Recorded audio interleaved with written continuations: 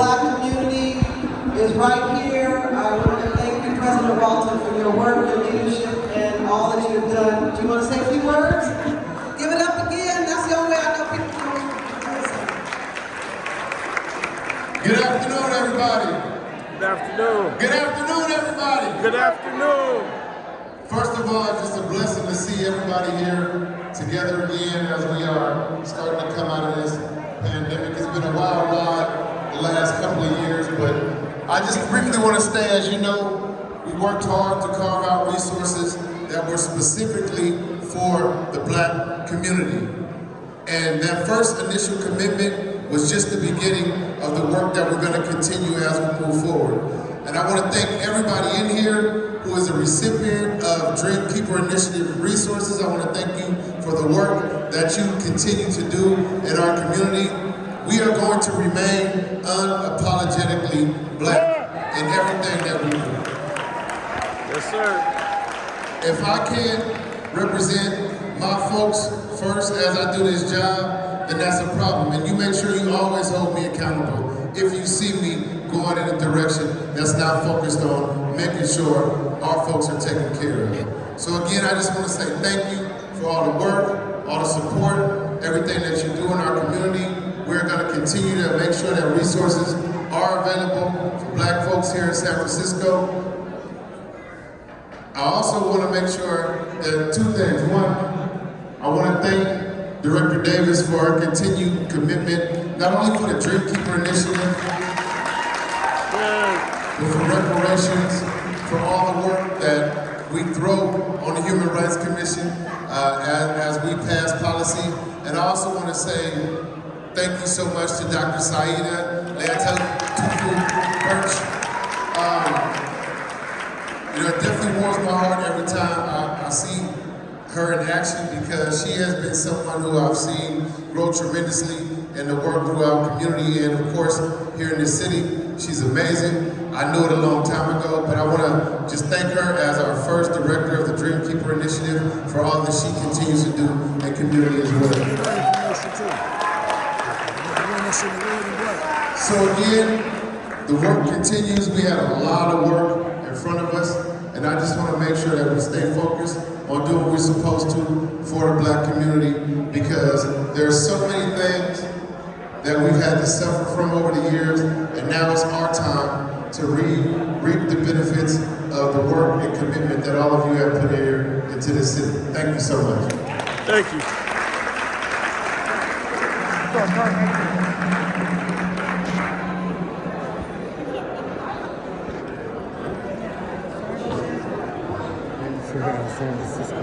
Oh, now everybody want to be quiet. Go back to talking, walk around, do what you were doing before.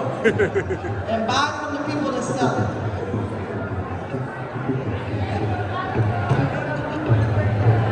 I also want to publicly thank, and I'm going to ask her to come up, Dr. Saida Birch, who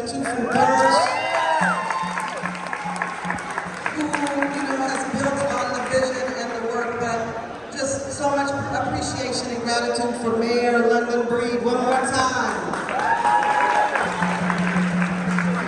Well, I gotta say, it's one thing to want to see something happen, and it's another thing to actually make it happen. And if it weren't for an extraordinary person that I've had the privilege of working with for so many years, I don't even know if something like this, whether we would have provided the resources or not, would be possible. Ladies and gentlemen, please give Cheryl Davis a round of applause.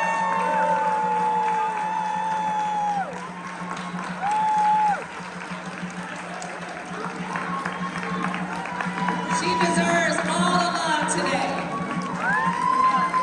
because she's done all the work. And let me just say, you know, I'm really honored to serve in this capacity. I'm really honored, and I know with this role comes a significant responsibility to remember what I lived through, what we came through in this city, especially as African Americans, and also what we deserve as a community. But part of it is knowing it. Another part of it is doing the work to get to it. All of you here with your various businesses, organizations, the work that you are doing is impacting our city and our community for the better. It's creating a new normal for Black people in San Francisco. It's creating a new positive image that we need to be what folks are talking about in this city. Seeing people that I grew up with, seeing folks that I know that have been frustrated by the city's bureaucracy and the difficulty of doing business here, seeing you all work on the things that you want to work on and the things that you care about the most, that is the whole goal of Dreamkeeper. It's not about looking at new things to do and new things to try. It's about the promises that have been made for decades in this city to transform the communities of this city. And this is personally important to me. In the public housing that I grew up in, the conditions that existed in Plaza East still exist in even the new Plaza East, still exist in some of the other public housing throughout San Francisco. The opportunity to buy and own homes here, even though we work really hard, are sometimes not available. And that's why with Dreamkeeper, we invested the money based on what many of you wanted to see. Down payment assistance to buy a home, support to start your own business, resources to give back to the community where you may have experienced challenges yourself. Your stories and your life experiences and everything you represent, making sure that you are here and you're communicating that message to the next generation and to others in the community, that's what's going to help to advance our community in this city. So, Dreamkeeper is a commitment that this city has made to the African American community specifically. Specifically because of the disparities that exist in our community. I got to a point where I was tired of everybody presenting statistics to me and talking specifically about the Black community, but then when the investment time came, it was about the minority community who weren't facing the same disparities. I know that every community has its own challenges, and as mayor of the city, there is nothing I won't do to try and support various communities and the issues that they face. But for far too long, we have made too many excuses as to why this community was not supported. And today, those excuses are put behind us. It is a new day. But it's not just about me. Whether I'm mayor or not, this is something that has to continue because of all of you. Because all of you. You have to continue to come together and to fight for what we deserve. You have to continue to come together to advocate for the things that matter most in our community. You have to not only deliver for yourself, you have to make sure you play it forward and support others in the community too in your success. That's what this is about, creating generational opportunity, generational success, generational wealth. What makes a difference is when we come together and we do this for ourselves, but we're not selfish with it. Right. We share it. We share our knowledge. We uplift one another. We put forward love. We put forward excitement about the future. We make success contagious. We make it a part of who we are and what we represent.